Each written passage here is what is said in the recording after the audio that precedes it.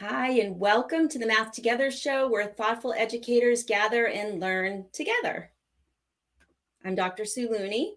And I'm Heidi Subnani. You may be noticing that we are minus one host. Molly Vokey is not here with us this evening, and which kind of goes along with our idea of self-care, right? Family first is what we always say at Looney Math, and so we are taking care of some family tonight and some responsibilities with back to school for our own kids, and so Molly is taking care of that tonight. So we're really thankful that you are here with us and that you've joined us, and excited for our topic tonight.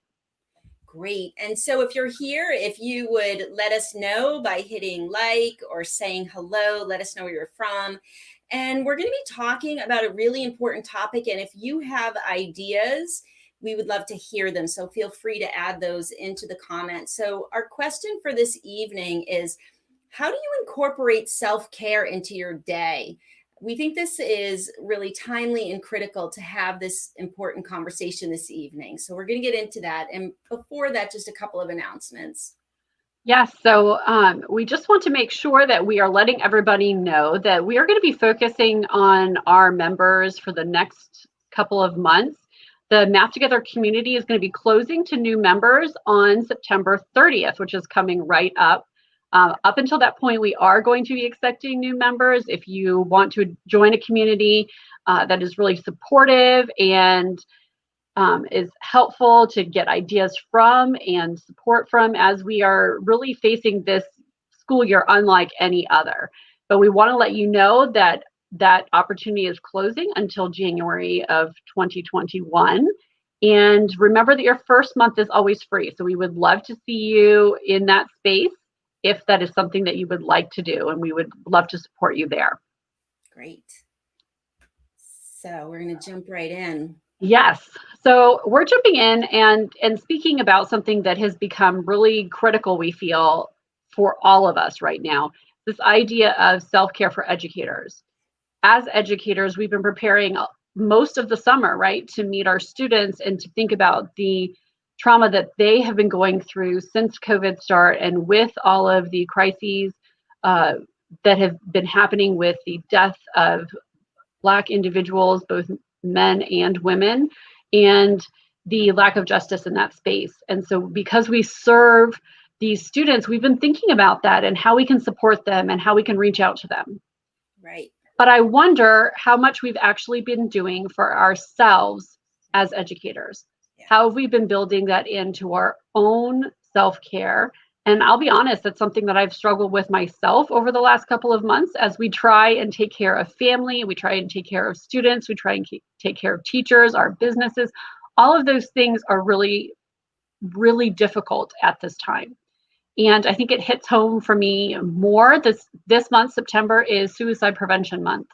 And in my family, this is very personal. We're coming up on the second year anniversary of my nephew's death by suicide 2 years ago, and he was 16. And so this is something that is always particularly meaningful to me at this time of year, but I think more so with just this cascading effect of one tragedy after another that we continually are faced with during COVID and during this time, just in history. So that's our topic for today, which we know is heavy and difficult to deal with, but we want to put out into that space the need to take care of ourselves. We need to normalize talking about how we're doing and listening to each other and caring for each other in this time.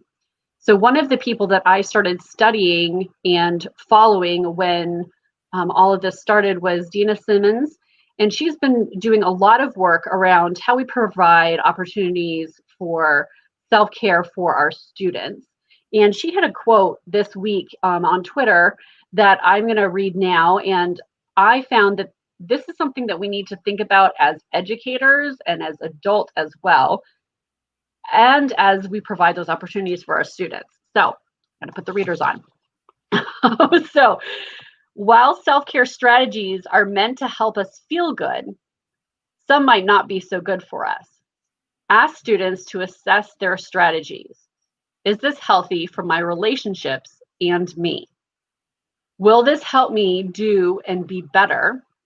And will this help me accomplish my goals? So I want us to have that. That's from Dina Simmons. I want us to have that in the back of our minds as we're thinking about and talking about this today. The other thing that we came across just a couple of weeks ago in the LA Times, there was an article put out in response to a JAMA article that has found that since COVID-19 has happened, 3 times as many people are experiencing at least one symptom of depression. And if you consider that, how that has occurred, and it's gotten more the longer that we are in quarantine. And then finally, Dr. Ashia Ahmad, who's a trauma specialist, has been sharing on Twitter as well, how once we get this 6-month mark is particularly important, and that kind of marks a sustained crisis. And that's always particularly difficult, even if we adjust to a quote unquote new normal, but we might be feeling like we're running out of steam and we're only beginning that marathon.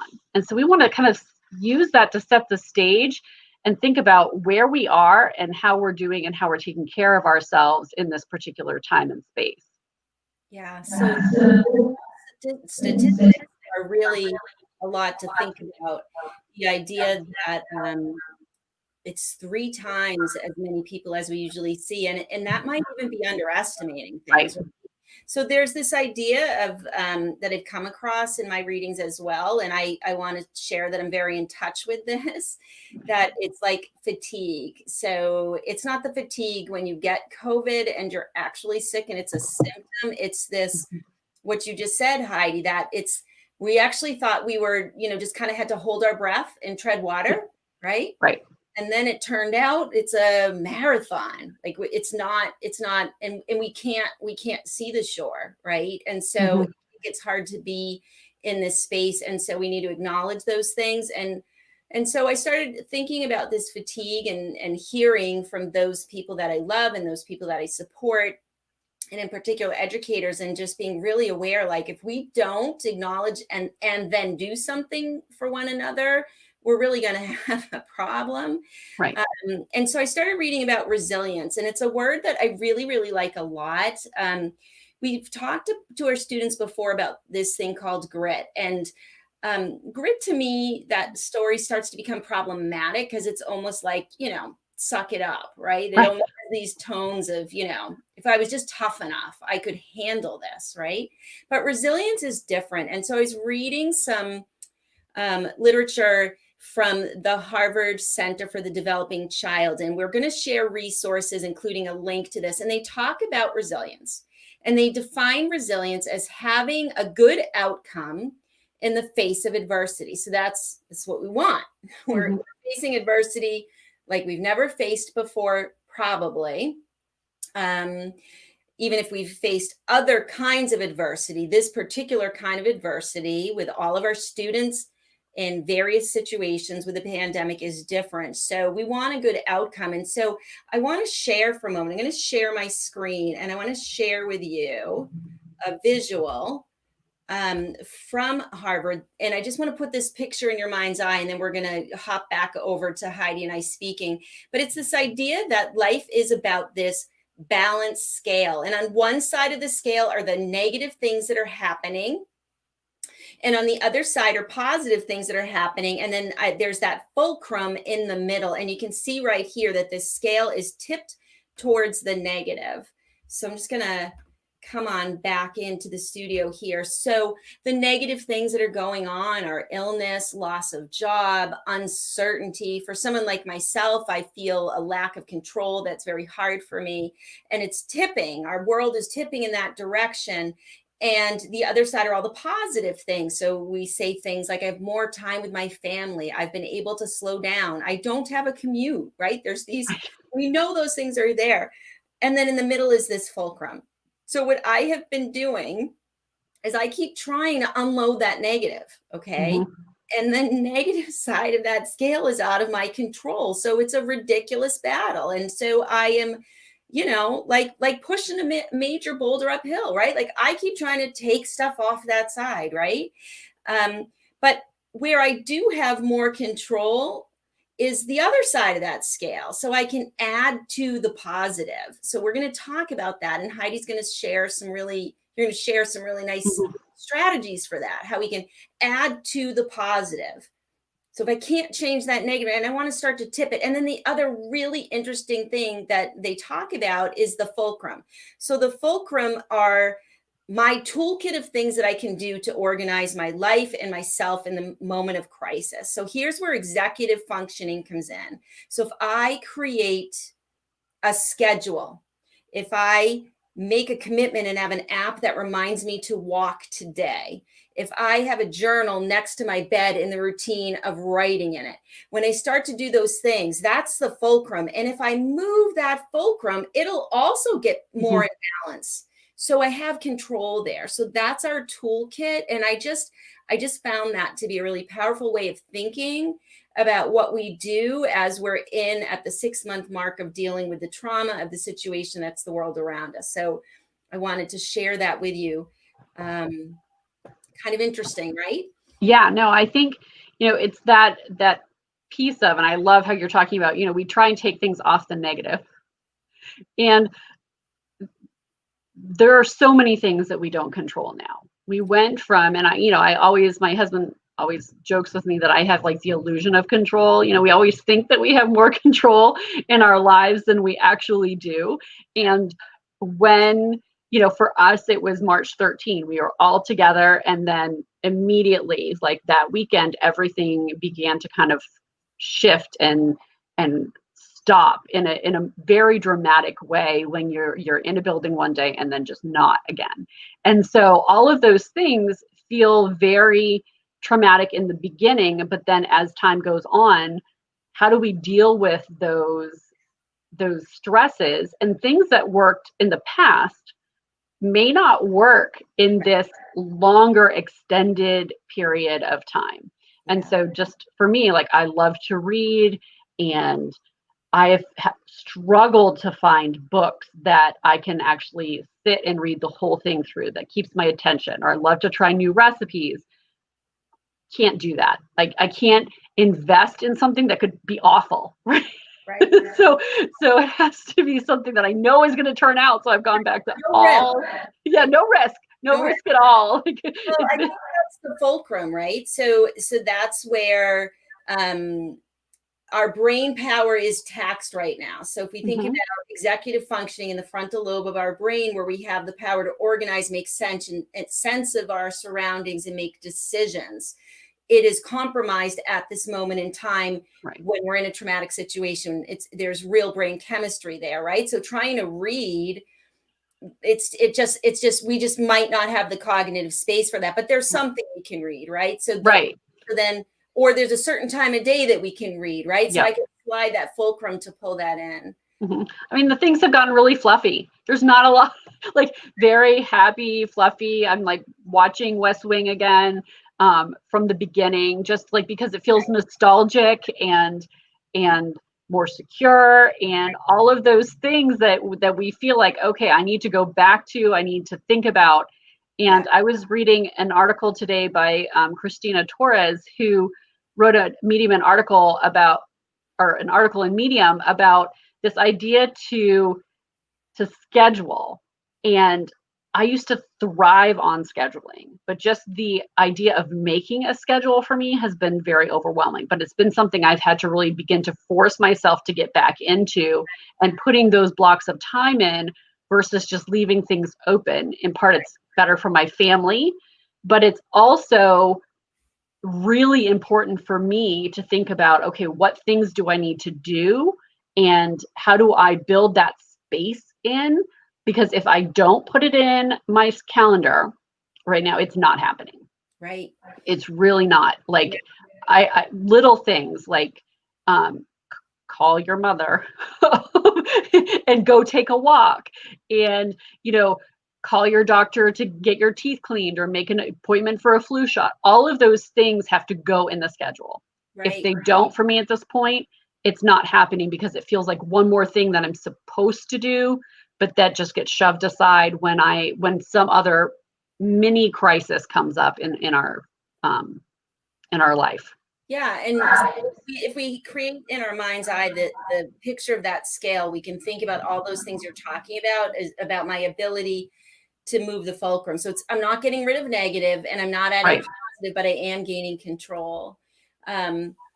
Another really powerful technique that a lot of us are aware of is the value of breathing, of taking breaths. And it's amazing how little I remember to tap into this. And I can do this anywhere. I carry around the ability to stop and breathe deeply everywhere I go. It's free and available, and it's life. That's life.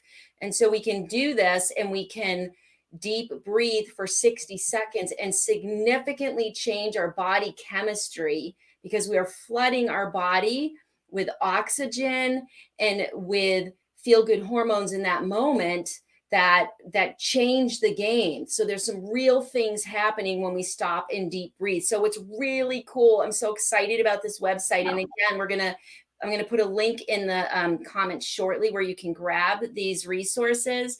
They have De-Stress Monday. It's a campaign. There's just a whole lot there, but I'm going to share my screen again. I want to show you a tool that they have with some pictures. So this is a folder, and look at this. So it's breathe out and then breathe in, right? And breathe with the heart. This is just one tool on that site. And so also for those of you teaching remotely, we can do this with our students, because then we give them that lifelong skill of the ability to tap into that.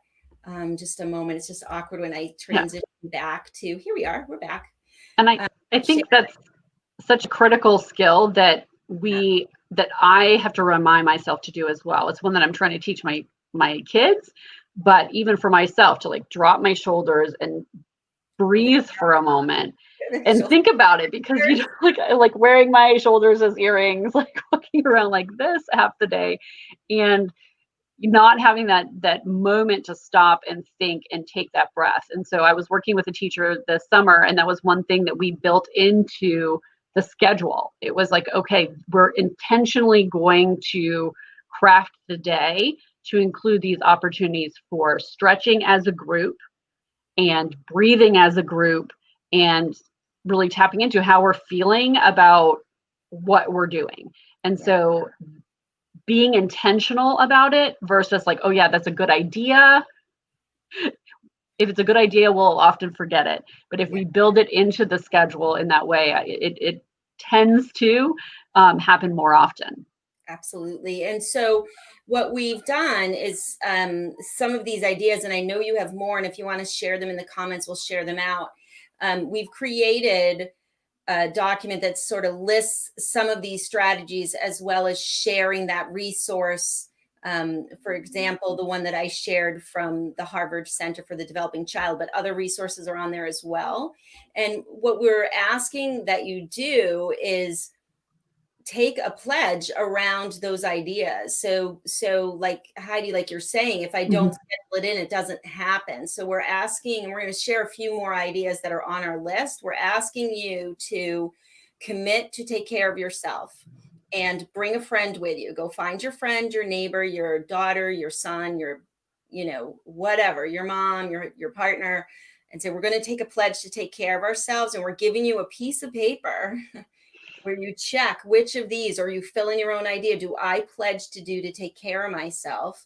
And then Heidi worked her magic with her creative genius to make a really pretty visual. And we want you to put that somewhere that says, I will do this. Okay. So here's another idea. So we reached out to our members and we were like, well, what do you do? Right. Because we're definitely all trying to take care of yourself. Adding 5 pounds from stress eating wasn't a good plan on my part. Right. So we asked our members what they might be doing. And so we heard from Elizabeth, a math specialist from Western Massachusetts, and she shared a fabulous idea that she does, and that she does with her 2 boys who are being taught remotely at this point in time.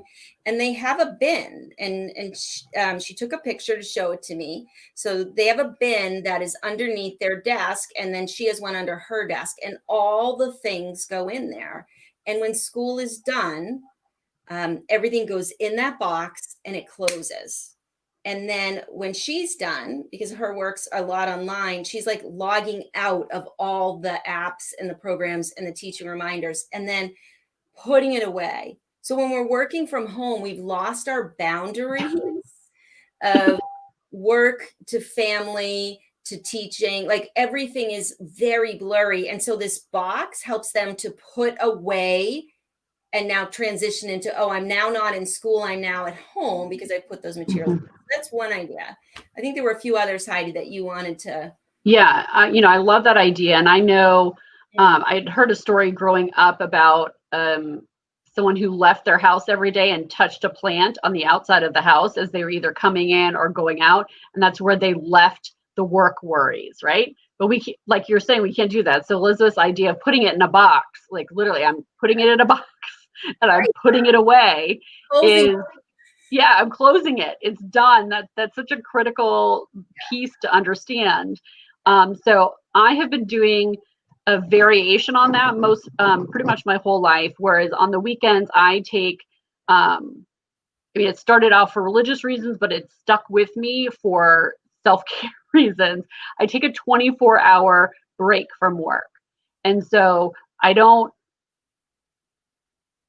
work during that time. I try not to like send my brain to that space and really shut that off and focus on family, focus on taking a walk, focus on taking care of myself, taking a nap, not worrying about, the house is a disaster by the end of, like, all of those things. I try and clear off my plate so that I can focus on, okay, there's this period of time where I'm going to not worry about all of the other things that sort of take control and take over our life at various times. And so having that ability to say, okay, nope, not doing that. This is a work Sabbath that I'm going to step away from all of these things and to focus on things that are more important and that I say are more important.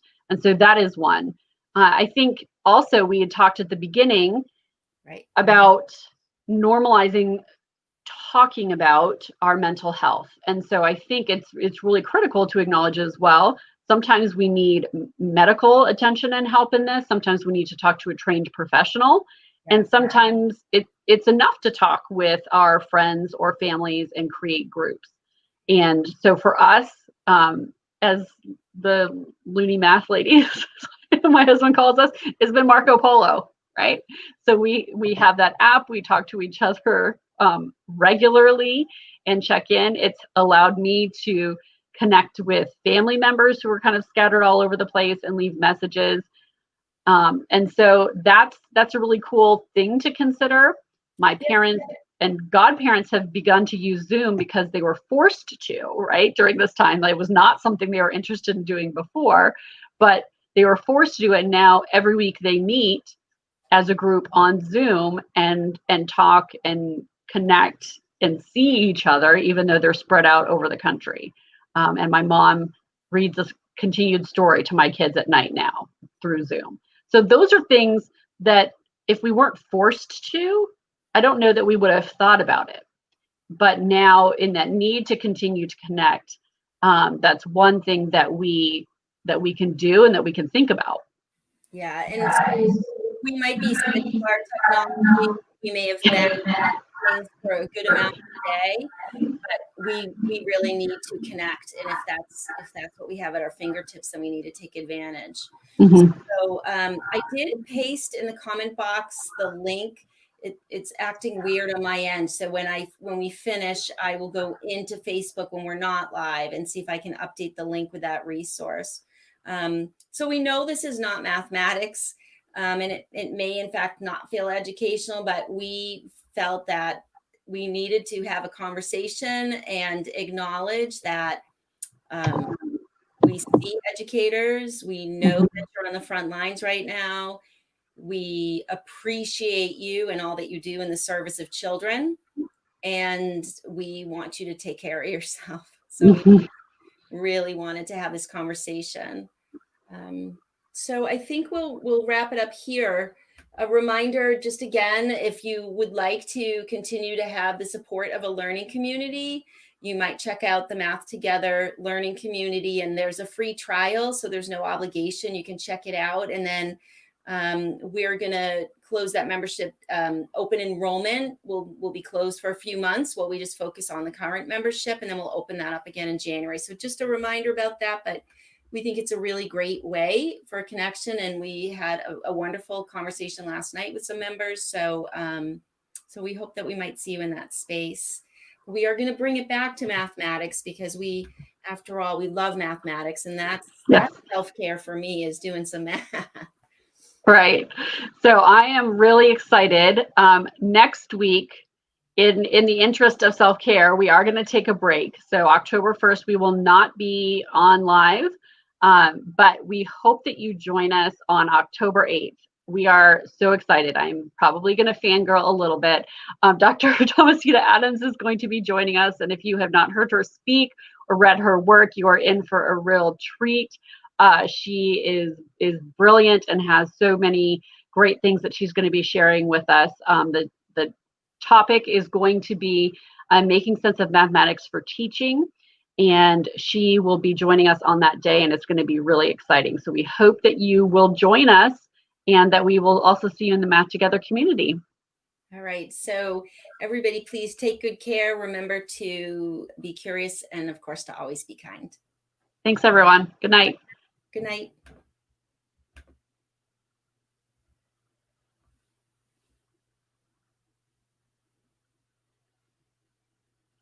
I have us as still live. Still live. We are still live. Okay.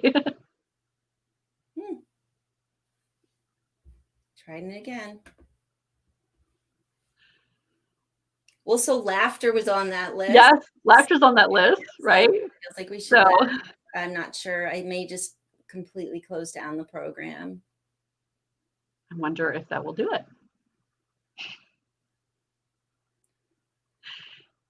Okay. Yes. So when this happens in your classroom too, we just laugh because it's technology in the time of COVID. And we never know if it's going to work the way that we want it to work. And so I think we stay calm. And that's what I was telling a group of teachers this week. It's like being Glennon Doyle. Yeah, Doyle was talking. She has a thing where she talks about being the flight attendant. And if the flight attendant on the flight during turbulence is calm, then everyone else is calm. It's when the flight attendant looks nervous or is nervous that everyone else gets concerned. So, well, it's not ending. It's not ending. Nope. Okay. I'm gonna close out of my app, and I'm going to hope it closes. Okay. You're going to try that. So chuckle. Yes. All right. Take care. Okay, everybody. Bye. Hopefully, good night.